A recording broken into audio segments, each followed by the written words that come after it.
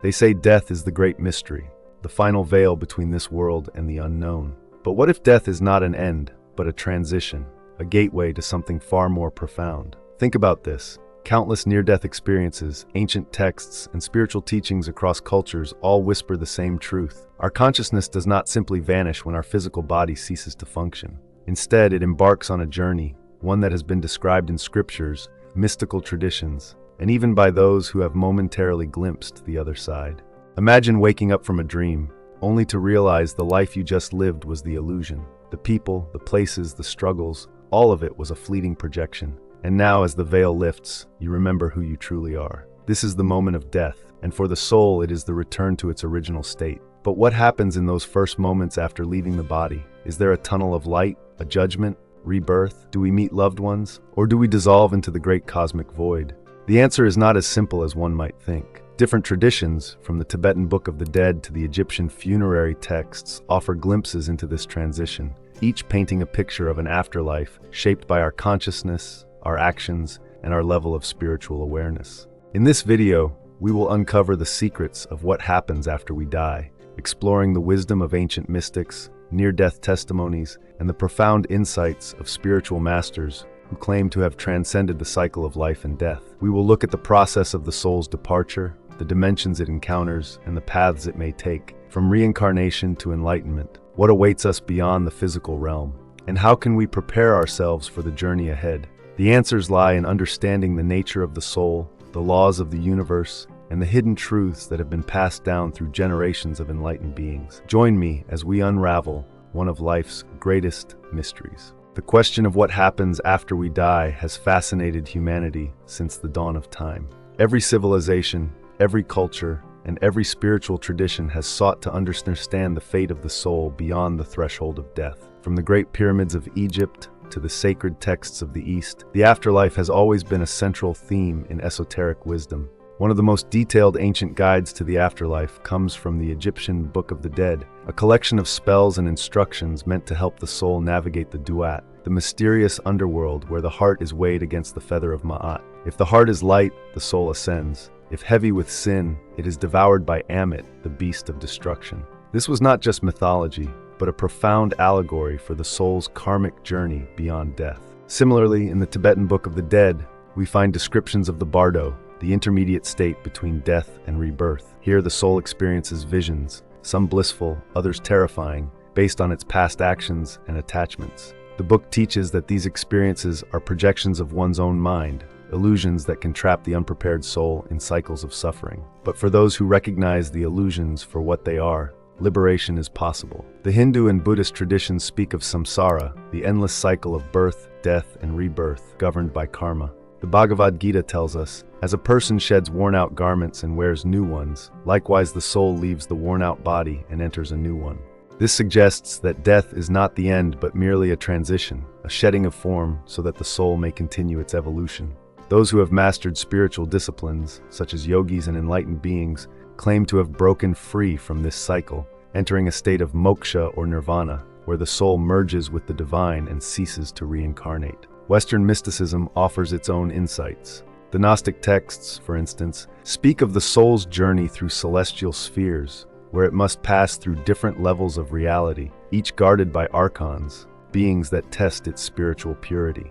Only the truly awakened can pass these gates and return to the higher realms of existence. Even modern science, through the study of near-death experiences, NDEs, has begun to uncover strikingly similar patterns across individuals who have clinically died and returned. Many describe leaving their bodies, floating above, traveling through a tunnel of light, encountering beings of pure love, and undergoing a life review where every action, every emotion, and every thought is revealed in perfect clarity. These diverse yet interconnected teachings suggest that what happens after we die is not random, but rather a structured, conscious process, one shaped by our own level of awareness, our actions in life, and the degree to which we have prepared ourselves for the journey beyond. But what does this journey actually look like? What does the soul experience in those moments after death, and what determines its next destination?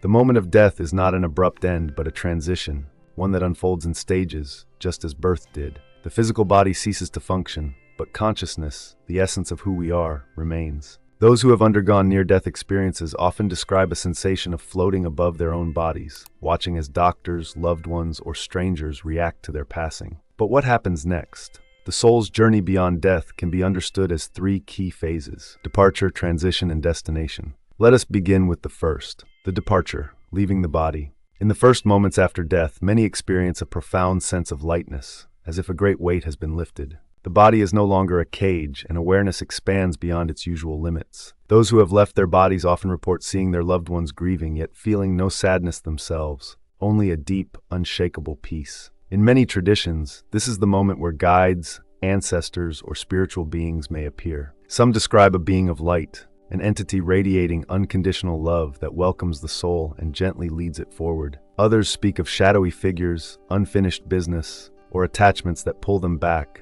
binding them to the physical world. Esoteric teachings suggest that the nature of the departure depends on the state of consciousness at the time of death. A person who has lived with awareness, inner peace, and spiritual practice often transitions smoothly, while those with deep attachments, fears, or regrets may feel confused, disoriented, or even trapped in a liminal space. This is why many ancient traditions emphasize the importance of preparation for death. The Tibetan Buddhist practice of Phawa, for example, trains practitioners to consciously transfer their soul at the moment of death, ensuring a peaceful passage. Similarly, the Egyptian and Gnostic traditions speak of knowledge, the passwords to the gates of the afterlife, that allow the soul to navigate this stage with wisdom. The transition, the tunnel of light, and the life review. Once the soul has fully detached from the body, the second phase begins. This is where many report traveling through a tunnel of light, a phenomenon described in near-death experiences across cultures and centuries. This tunnel, some say, is not a physical passage, but an energetic shift, a movement from the dense vibrations of the physical world to the more subtle frequencies of the afterlife. At the end of this tunnel, many experience something extraordinary, the life review. In a single instant, they see and feel every action they have ever taken, but not just from their own perspective. They feel the emotions of those they have affected, experiencing both the love they have given and the pain they have caused. This is not a punishment, but a moment of deep understanding. It is as if the universe holds up a mirror, revealing the true impact of one's existence. Some describe this as overwhelming, while others say it is the most enlightening experience imaginable, because for the first time, they see the interconnectedness of all things. Ancient mystics describe this stage as a reckoning of the soul's energy. The Egyptians symbolized it with the weighing of the heart against the feather of Ma'at, while Hindu and Buddhist traditions see it as the unfolding of karma, not as a judgment, but as a natural law of cause and effect. Every thought, every action, every intention ripples through the cosmos, shaping the soul's journey forward. But what happens after this review? Where does the soul go next? That depends on the choices made in life, the lessons learned, and the level of spiritual evolution. At this point, the soul stands at a crossroads. Having passed through the life review, it now faces a critical moment. Where does it go next? The answer is not the same for everyone. Just as in life, where our choices shape our reality, the next phase of existence depends on the level of awareness the soul has cultivated. The paths of the soul: reincarnation, astral realms, or liberation. Path 1. Reincarnation, the cycle of return. For many souls, the journey does not end after death, it begins again. The concept of samsara, or the cycle of birth and rebirth, is found in Hinduism, Buddhism, and many mystical traditions. The soul, still carrying unresolved desires, attachments, and karmic imprints, is drawn back into the physical world to continue its evolution. This process is not random. The circumstances of one's next life, the family, the environment, even the challenges faced, are shaped by the energy and choices of the past. The soul is drawn to the body and life conditions that best allow it to resolve unfinished lessons. Ancient texts describe how, before reincarnation, the soul may enter a state of forgetfulness, sometimes called the river Lethe in Greek mythology, where memories of past lives fade. This amnesia allows the soul to experience life anew, without the burdens of the past, though traces of past wisdom, fears, or talents often remain, emerging as intuition, unexplained affinities, or childhood memories of past lives. However, not all souls return immediately. Some may linger in the astral realms, either by choice or due to unresolved emotions.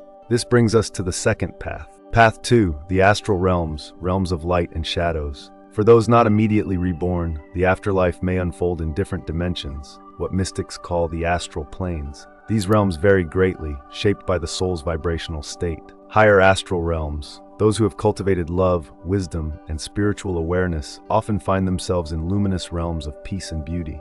Many near-death experiencers describe arriving in places filled with radiant light, celestial music, and the presence of guides, ancestors, or enlightened beings. Some interpret this as heaven, though it is not a final destination, but rather a resting place for the soul to reflect and prepare for its next journey. Lower astral realms. However, those who lived in deep fear, anger, or selfishness may find themselves in darker, heavier realms, what some traditions call the Shadowlands. These are not places of eternal punishment, but realms where the soul confronts its own unresolved energies. Some call this hell, but it is not a place of judgment, it is simply a state of being. Mystics and out-of-body explorers report that souls in these realms can rise when they let go of their attachments and seek the light. Throughout history, mystics, shamans, and adepts have spoken of traveling these astral realms during deep meditation, near-death experiences, or dream states. Some even guide lost souls toward liberation. This suggests that the afterlife is not rigid or predetermined. It is a dynamic, evolving experience shaped by our consciousness. Path 3. Liberation, the end of the journey. For rare souls who have attained profound spiritual awakening, there is a third path, liberation, known as moksha, nirvana, or ascension. This is the state in which the soul transcends all cycles of birth and death and merges with the ultimate reality. This concept is found across many spiritual traditions. In Hinduism and Buddhism, it is the dissolution of the ego, the end of personal identity as the soul merges with Brahman, or the infinite void. In Gnosticism, it is the soul's escape from the material illusion, returning to the divine source.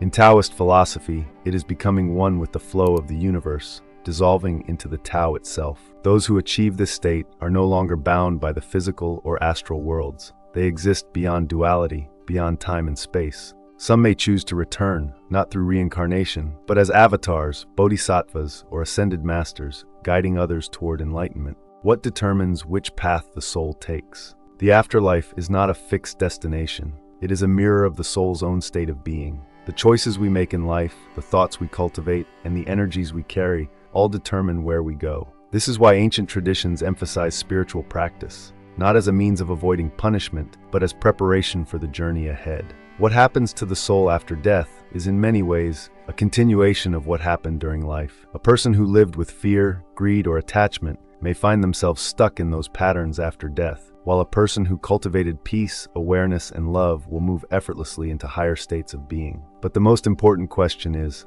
what can we do now to prepare? Preparing for the afterlife while still alive. If the afterlife is a reflection of our consciousness, then the greatest preparation for death is the way we live our lives. Every thought, every emotion, and every action shapes the frequency of our soul, influencing what happens after we leave this physical body. The great mystics and sages did not wait for death to discover the truth. They cultivated awareness, detachment, and higher consciousness while still alive. So how can we prepare? How can we ensure that our transition is smooth, our soul elevated, and our journey beyond death one of peace, wisdom, and freedom? Here are 5 essential practices that can help shape our afterlife experience. Cultivating awareness through meditation and lucid dreaming. One of the most powerful ways to prepare for the afterlife is to train the mind to remain conscious beyond the physical. Many esoteric traditions teach that meditation, astral projection, and lucid dreaming are direct gateways to experiencing what happens after death while still alive. Meditation. By practicing deep meditation, one learns to detach from the body and observe reality from a state of pure awareness. Advanced meditators report out-of-body experiences, encounters with higher realms, and a dissolving of the ego,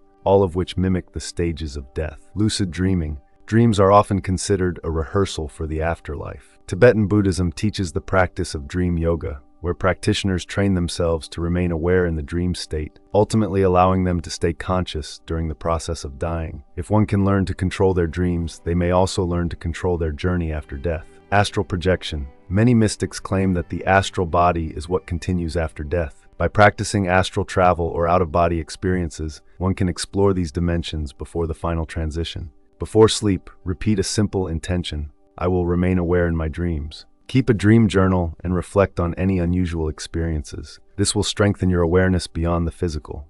Resolving attachments and emotional burdens. One of the greatest obstacles in the afterlife is attachment. The Tibetan Book of the Dead warns that souls weighed down by regret, desire, or unresolved emotions become confused and linger in the lower realms. letting go of grudges. Forgiveness is not just a virtue, it is spiritual liberation. If you carry resentment, anger, or guilt, these emotions can tether the soul after death. Practicing forgiveness, even for those who have wronged us, allows the soul to be light and free. Detachment from materialism. Those overly attached to wealth, possessions, or status may struggle in the transition, feeling a desperate pull toward the physical world. Recognizing that everything in this world is temporary prepares the soul for the next stage. Healing past wounds. Inner trauma, if not healed, can carry into the next life or create confusion in the afterlife. Shadow work, therapy, or spiritual cleansing can help resolve these burdens before the final departure. Reflect on any unresolved emotions or attachments. Write them down, release them, and practice letting go. Cultivating high vibrational energy through love and compassion. Esoteric teachings suggest that the soul's frequency at death determines its journey. Those who cultivate love, kindness, and inner peace transition into realms of light, while those filled with hatred, greed, or fear may experience heavier realities. Practice gratitude daily. Gratitude shifts your energy into a higher vibration, aligning you with lighter realms of existence. Live with love and service. Helping others, practicing kindness, and showing compassion raise your spiritual frequency. Many who have had near-death experiences describe being asked one simple question: how much love did you give? Avoid low vibrational states. Constant anger, fear, or resentment keeps the soul in dense energies. Learning to transmute negativity into wisdom is essential for an elevated afterlife experience. Before sleeping, reflect on moments in the day where you acted with kindness or love. Imagine your heart radiating light. This practice strengthens the soul's luminous energy. Practicing conscious dying, fawa, and other death practices. Many ancient traditions teach that one's final moments shape the next stage of existence. If the mind is in chaos, fear, or confusion at death, the transition can be difficult. But if one meets death with awareness and acceptance, the passage becomes smooth and even blissful. The fawa practice, Tibetan Buddhism, a method of consciously directing one's soul at the moment of death, visualizing it moving toward a higher state. Mantra chanting at death. Many traditions teach that repeating sacred words such as Om, Aham Brahmasmi, or Jesus in the final moments helps guide the soul. Dying with awareness. Simply practicing deep breathing and mindfulness can ensure a peaceful transition. Spend a few minutes each day contemplating impermanence, not with fear, but with peace. Recognize that death is a doorway, not an end. Seeking knowledge and spiritual guidance. In esoteric traditions, knowledge is the key to navigating the afterlife. The Gnostics, Egyptians, and Tibetans all emphasize that understanding the journey beyond death gives power to the soul. Read sacred texts. The Tibetan Book of the Dead, Egyptian Book of the Dead, and the Bhagavad Gita all offer profound insights into the afterlife. Study near-death experiences. Modern NDE accounts provide evidence that aligns with ancient wisdom. Seek a spiritual mentor. Whether a guru, monk, or wise teacher, learning from those who have explored the mysteries of consciousness can offer invaluable guidance. Choose a spiritual text on the afterlife and study its wisdom deeply. You are the architect of your afterlife. The afterlife is not something that happens to you. It is something you are constantly creating through your thoughts, actions, and awareness. By cultivating consciousness, love, and wisdom, you ensure that your journey beyond this world is one of peace, not fear, one of liberation, not confusion. The great sages remind us, die before you die. This means letting go of illusions, fears, and attachments now, so that when the time comes, the transition is effortless. If you master the art of living well, you will master the art of dying well, and in doing so, you will unlock the great mystery, not just of death, but of life itself. Death is not the end, but a new beginning. So what truly happens to your soul after you die? The answer is not a simple one. It is a journey as unique as your own consciousness. Some will return, reborn into new bodies, continuing the cycle of learning and growth. Others will linger in realms of light or shadow, shaped by the energy they cultivated in life. And a rare few will dissolve completely into the infinite, liberated from all attachments. But here's the most profound truth. You are not just a passive traveler in this journey. You are the architect of your own afterlife. Every thought, every action, every intention in this lifetime shapes what comes next. Your consciousness is the bridge between life and death. The more aware, loving, and awakened you are in this moment, the smoother and more luminous your transition will be. The ancient sages understood that death is not something to be feared. It is a teacher. It reminds us that life is fleeting, time is precious, and every moment is an opportunity to evolve. If you can embrace this truth, not only will you be prepared for death, but you will also learn to truly live. So ask yourself, if you were to leave this world today, where would your soul go? Would you be ready? If this video has given you something to think about, let us know in the comments. What are your beliefs about the afterlife? Have you ever had a near-death experience or a moment of deep spiritual insight? And if you want to continue exploring the great mysteries of existence, make sure to like this video, subscribe to the channel, and turn on notifications so you don't miss what's coming next. Remember, life and death are two sides of the same door. The key to mastering one is understanding the other.